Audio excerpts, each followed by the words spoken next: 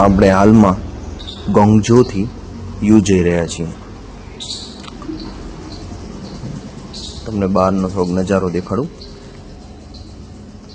અહીંયા છે ને કન્સ્ટ્રક્શન બહુ ફાસ્ટ હોય છે.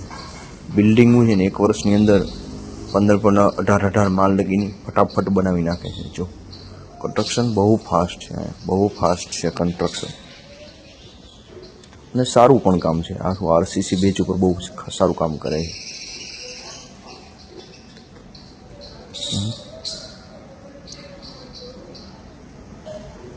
જો હું એક બીજી વસ્તુ તમને પણ જણાવું કે જે ટ્રેન રેલવેના પાટા હોય એની બંને સાઈડ આવી રીતે વોલ હોય, જારી લગાવી દીધી હોય 10-10 ફૂટ ઊંચી, જેથી કોઈ જનાવર કે પશુ પંખી કોઈ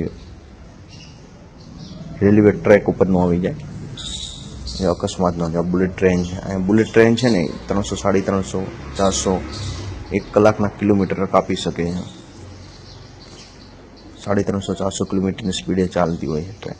જો આ વોલ છે ને બહુ 10 ફૂટ ઊંચું હોય, જેથી કોઈ જનાવર કે કોઈ પણ માણસ રેલવે ટ્રેક ઉપર ન આવી જાય, બરાબર, કોઈ અકસ્માત ન થાય બુલેટ ટ્રેન જોડે. એટલા માટે 10 ફૂટ ઊંચી વોલ કરી હોય.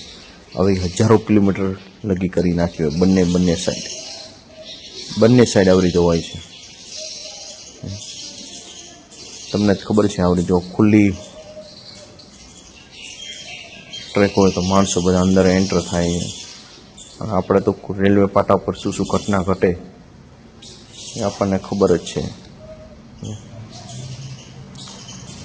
સવારમાં બધા ત્યાં પહોંચી જાય, સમજે.